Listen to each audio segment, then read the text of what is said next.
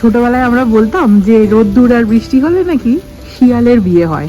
হ্যাঁ না, এমন আওয়াজ হয় যেন মনে হয় যেন ভূমিকম্প এসছে। এখন বসাই তো ওয়েল ম্যারিনেট হয়েছে, যদিও ডায়েট কাবাব, কিন্তু 15 মিনিটে খেতে পারবি। অনেক কিছু আছে, কিন্তু রাইস আছে, চিকেন আছে, গুপ করে খেয়ে নেবো। এই যাচ্ছে ওর রাইস অ্যান্ড ডাল। এই হলো কাবাব, একটু সাবধানে। মনে হচ্ছে ডায়েট কাবাব। এটাই সব থেকে হ্যাঁ রে, সেটাই তো। ব্রেকফাস্টে আজকে আইকে আছে দায়িত্ব। আমরা কি বানাচ্ছিস আমার জন্য? তোর জন্য এই যে কফি বানাচ্ছে আমার জন্য, ডাল গোনা কফি। উইকেন্ডে ব্রেকফাস্টটা যেমন আমরা বাইরে করি, সারা সপ্তাহ ডায়েট করি, শনিবার যদি এত খাওয়া দাওয়া করিনি তাহলে তো ব্যাস হয়ে গেল। Hello, good afternoon. আশা করি সবাই খুব ভালো আছেন। আমার চ্যানেলের আরেকটি ব্লগে সবাইকে স্বাগত। আজ শুক্রবার, দুপুর এখন 1:15 মতন বাজে। আজ ইন্দ্রনীল বাড়িতে আছে, তো মোটামুটি লাঞ্চ হবে একসাথেই।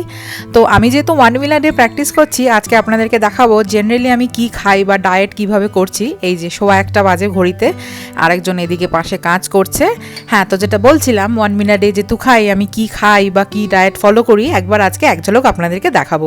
তার আগে একটু বাজারেও যেতে হবে। বাজার মানে এখানে তো আর বাজার সেরকম না, যাবো একটু টুকটাক একটু কেনাকাটা করতে। কেনাকাটা বলতে একটু সবজি আনতে হবে একটুখানি। এই সারা সপ্তাহ বাজারটা জেনারেলি আমি শুক্রবারই করি, তো সে তো জিম থেকে ফেরার সময় করি, কিন্তু আজকে আর জিম যাইনি।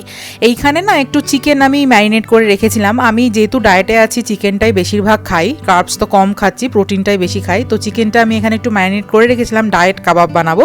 আমি পরে বলছি কি কি দিয়েছি। আর এদিকে আমি আমন্ডস ভিজিয়ে রেখেছি, চিয়া সিডস ভেজানো জল আছে, এগুলো দিয়ে আগে আমি ডায়েট ভাঙি, মানে ফাস্টিং ভাঙি, তারপর খাবার দাবার খাই।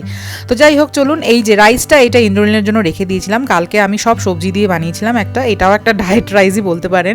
আজকাল আমার বাড়িতে যাই হচ্ছে সব একটা ডায়েট রিলেটেড। শনি রবিবারটা অবশ্য চিট ডে করি, ভালো মন্দ খাই। আচ্ছা, একটা জিনিস আপনাদেরকে দেখাবো। এই যে গাছটা মনে আছে আমি বলেছিলাম একটা অগাছা উঠেছে, ওখান থেকে আবার একটা ফুল হয়েছে, কিন্তু অদ্ভুত ব্যাপার, বিশ্বাস করতে পারবেন না, ওই ফুলগুলো থেকে না আবার তুলো বেরোচ্ছে। মানে আমি তো পুরোটাই অবাক যে এটা অ্যাকচুয়ালি কি গাছ। আর এই যে গাছটা দেখছেন, এর অবস্থা দেখেছেন, যত এই ডালটাকে টেনে টুনে আমি সোজা করার চেষ্টা করি তত ওদিকে চলে যায়। ওদিক থেকে যেহেতু সূর্যের আলোটা আসে, ওই জন্য বেঁকে বুকে একেবারে ওইদিকে চলে যায়। যাই হোক, চটপট আমি একটু বেরিয়ে আগে বাজারটা করে আনি, করে এনে তারপর আপনাদের সাথে গল্প করছি।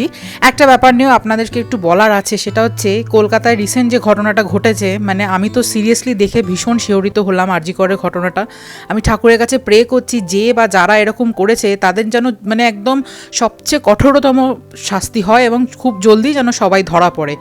মানে সিরিয়াসলি নিজের শহরে যে এরকম একটা ঘটনা ঘটেছে, আমার নিজের দেশ রিলেটেড, তার থেকেও বড় কথা নিজের শহরে এরকম একটা ঘটনা ঘটেছে, নিজে ভাবতেই পারছি না। ফেসবুক খুললেই এত এরকম নিউজ আসছে, একটার পর একটা আপডেট আসছে, মানে দেখে মনটা সত্যি খারাপ হয়ে যাচ্ছে যে সত্যি আজকাল যুগ কোন দিকে এগোচ্ছে, মানুষ কীরকম জানোয়ার হলে এই ধরনের জঘন্যতম অপরাধ করতে পারে।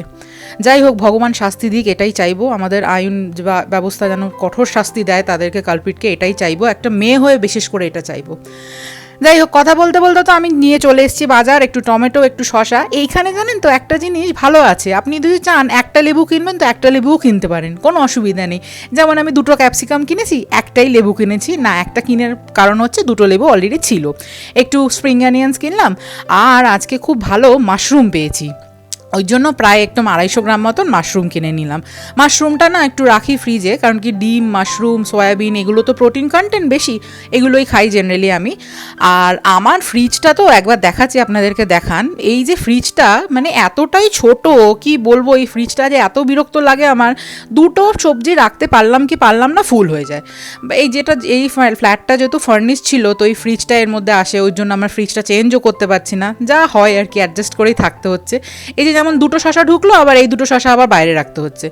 লেবুটা আবার জায়গা হলো না, 3টে টমেটো ঢুকেছে, 3টে টমেটো আবার বাইরে রাখতে হচ্ছে। এই করি জানেন আমি। আর এইখানের ওয়েদার এমন অদ্ভুত, বিশ্বাস করবেন না, 2-3 দিনের মধ্যে না সবজিতে ফাঙ্গাস হয়ে যায়। যেহেতু কোনো সার বা ব্যবহার হয় না, একদম অর্গানিক সবজি, 2-3 দিনের মধ্যে সবজি বাইরে রাখলে ফাঙ্গাস ধরে যায়।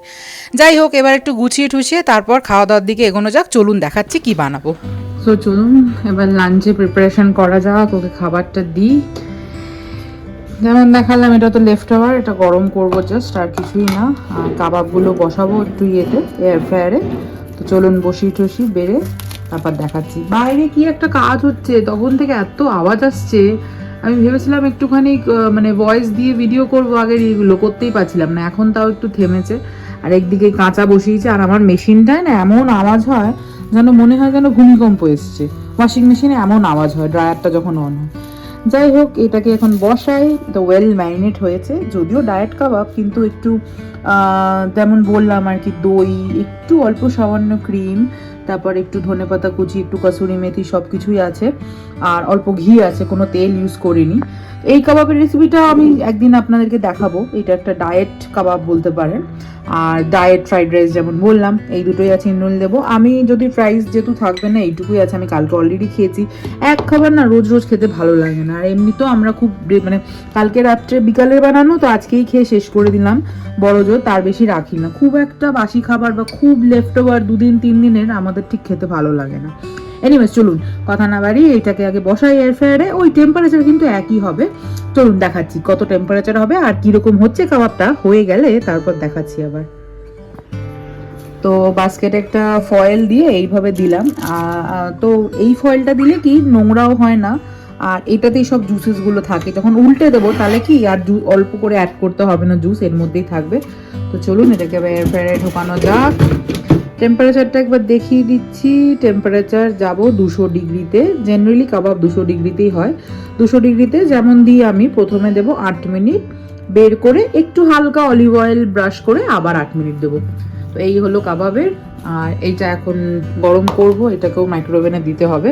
কাবাবটা হোক তারপর দেবো। বাকি এটা আমার কাবাব, যেটা বিকালে খাবো আমি, 1 মিল আ ডে যেহেতু। আগে আমানজা চিয়া সিডস খাবো, তারপর এটা একটু ফ্রুটস খাবো, তার সাথে একটু ব্রেড বাটার এগুলোও খাবো। তো চলুন আমার খাবারটা পরে দেখাচ্ছি, আগে ইন্দ্রনীলের খাবারটা দিয়ে দিই ওকে। তো রেডি, এই যে কাবাব, এরকম এসছে ফাইনাল লুকটা। দেখতে দেখতে কিন্তু মন্দ হয়নি। ডায়েট কাবাব তো কি হয়েছে, খেতে কিন্তু ভালোই হবে। যাই হোক, আমি তখন খেয়ে টেস্ট করছি না, ইন্দ্রনীলি খাক। আর এই যে ওর রাইস আর একটু ডালও ছিল, ডাল ফ্রাই বানিয়েছিলাম, এটাও রাখা ছিল, ওটাও একটু গরম করে দিলাম। কারণ কি এটা তো একদম শুকনো শুকনো, যেমন বললাম ডায়েট রাইস, একদম মানে 1 চামচ না 1.5 চামচ ঘিতে বানানো পুরো রাইসটা। একটু শুকনো শুকনো হয়েছে, সবজিও আছে। তো এটা দিয়ে দিই। চলুন আগে না ওকে আগে জিজ্ঞেস করি, ওর অ্যাকচুয়ালি মিটিং চলছিল, তো দেখা যাক ও কি করছে। ওই আসছি আমি। কি হচ্ছে?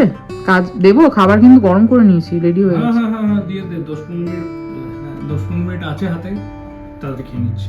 15 মিনিটে খেতে পারবি? অনেক কিছু আছে কিন্তু, রাইস আছে, চিকেন আছে। গপ করে খেয়ে নেবো। না গপ গপ করে খাস না, গরম দিচ্ছি দাঁড়া। এই হয় কাজ করতে করতে না, খাওয়া দাওয়াটা ঠিক করে হয় না। যাই হোক, ওয়ার্ক ফ্রম হোমে তো এটাই প্রবলেম। তো আগে ওকে দিই এটা। এই যাচ্ছে ওর রাইস অ্যান্ড ডাল। এনে নেই, কোথায় রাখবি দেখ, মানে এত ছড়িয়ে বসেছি।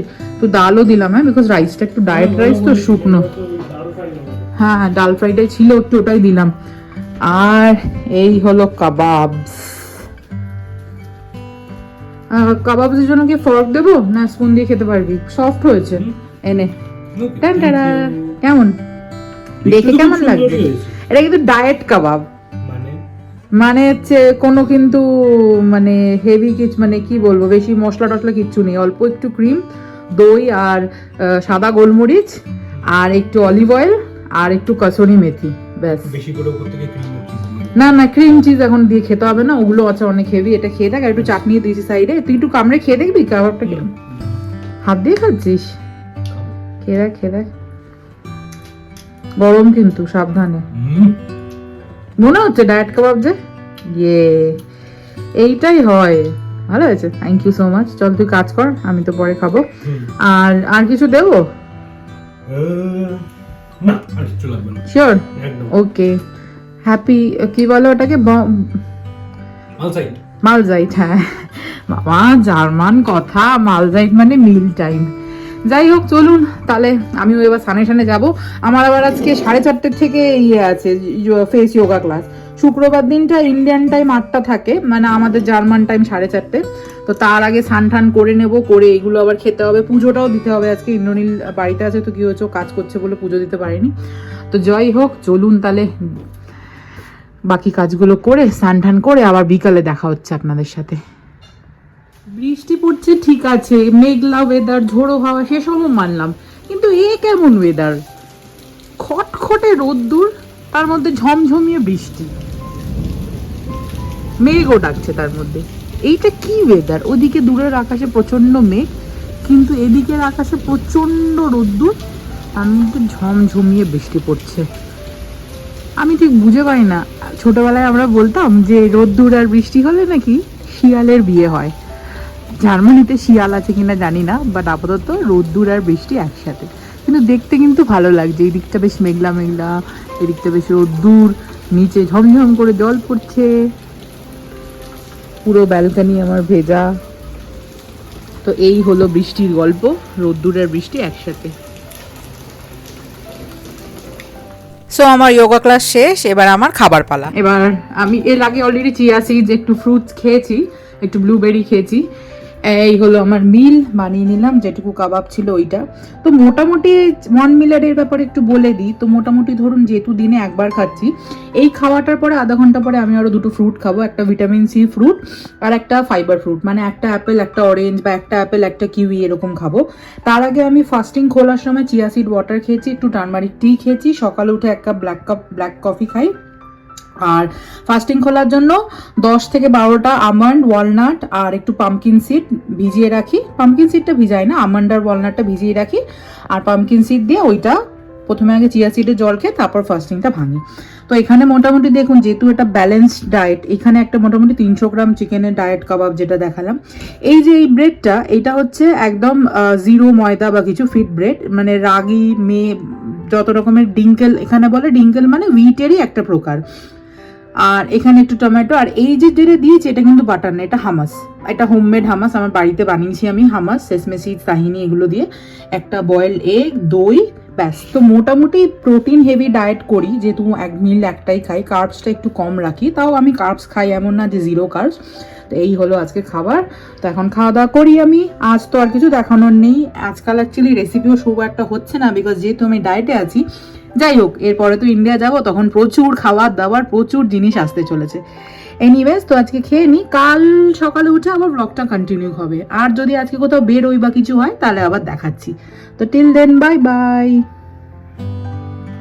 সো গুড মর্নিং, এটা শনিবারের সকাল, সরি সকাল বলবো না, আপনারা একবার দেখুন ঘড়ির দিকে, এটা হচ্ছে দুপুর 1:10 বাজে। আমি উঠে গেছি, আমি 12টায় উঠেছি, উঠে একটু ফ্রেশ হয়ে মায়ের সাথে কথা বলছিলাম, 1টা বেজে গেছে। তারপরে এই যে আমার সিডস ভেজানো থাকে, এগুলো খাবো এখন। ইন্দ্রনীল এখনো ওঠেনি, যেমন আপনারা দেখতে পাচ্ছেন, কোথাও দেখতে পারবেন না কারণ কেউ ঘুমাচ্ছে। তো যাই হোক, চলুন ডেটা স্টার্ট করা যাক, আর কি কি করছি দেখাচ্ছি, চলুন। Happy Saturday. সো ফাইনালি 1:45 বাজে, উনি উঠেছেন, উঠে ফ্রেশ হয়েছেন। Hello, good morning. কটায় উঠেছেন আজকে? হ্যাঁ রে, সেটাই। কি বানাচ্ছিস? জেনারেলি উইকেন্ডে ব্রেকফাস্ট আমরা করি, মানে আমি করি, আমি তো এমনি তো 1 মিল খাই। তো ব্রেকফাস্টে আজকে আইকে আছে দায়িত্ব, আমরা 2টোর সময় ব্রেকফাস্ট করছি। লাঞ্চ কখন করব? আজকে আর লাঞ্চ করবো না, আই গেস আমরা একবারে বিকালে একটু কিছু খেয়ে নেবো বেরিয়ে, তাই না? তাই তো প্ল্যান হলো। কি বানাচ্ছিস আমার জন্য? তোর জন্য তো ওই পাউরুটি দিয়ে চিকেন সালামি। আমি একটাই ব্রেড খাবো না, আমি একটা ব্রেড খাবো, তুই করলি কেন আমাকে? তো আমি যে বললাম তোকে একটা ব্রেড খাবো। এই যে কফি বানাচ্ছে আমার জন্য, ডালগোনা কফি, এই দেখুন, আহ কি সুন্দর লাগছে। এই যে সপ্তাহের এন্ডে এসে এই যে 1 কাপ চা বা 1 কাপ কফি খাওয়া যেতে পারে, মানে ব্ল্যাক কফির উপর বাঁচতে না হয়, মানে এত ভালো লাগে। আর এখানে ডিম সেদ্ধ হচ্ছে, এটাও খাওয়া হবে ব্রেকফাস্টে। আর এই যে দুধ কফি খাওয়া হবে, মানে আমি খাবো, ইমরান তো ব্ল্যাক কফি খাবে। আর এখানে কিছু ইয়ে আছে, এটাকে এটার উপর এইটা আছে। আর এয়ার ফ্রায়ারে কি হচ্ছে? এয়ার ফ্রায়ারে সসেজ হচ্ছে। আচ্ছা চলুন, তো তৈরি হয়ে যাক খাবার, তারপর আবার দেখাচ্ছি। সো ব্রেকফাস্ট রেডি আমাদের, আর উইকেন্ডে ব্রেকফাস্টটা যেমন আমরা বাইরে করি। তো এই হলো আমাদের আজকে ব্রেকফাস্ট। আমার স্যান্ডউইচ, আমি সসেজ হাফ নিয়েছি বাবা, গোটা খাবো না, সারা সপ্তাহ ডায়েট করে শনিবার যদি এত খাওয়া দাওয়া করে নিই তাহলে তো ব্যাস হয়ে গেল। এই যে কফি, এই আমাদের ব্রেকফাস্ট, আমরা এখন বসে ব্রেকফাস্ট করব। ভালো একটা স্যাটারডে আফটারনুন, যদিও এটা ব্রেকফাস্টের টাইম না, ব্রাঞ্চ বলতে পারেন। তো যাই হোক, আজ ব্লগটা এখানেই রাখছি। কেমন লাগলো আজকে ব্লগটা অবশ্যই আমাকে জানাবেন, ভালো লাগলে like, comment, share and subscribe করবেন। থ্যাংক ইউ ফর ওয়াচিং, সবাই খুব ভালো থাকবেন, দেখা হবে পরের ব্লগে।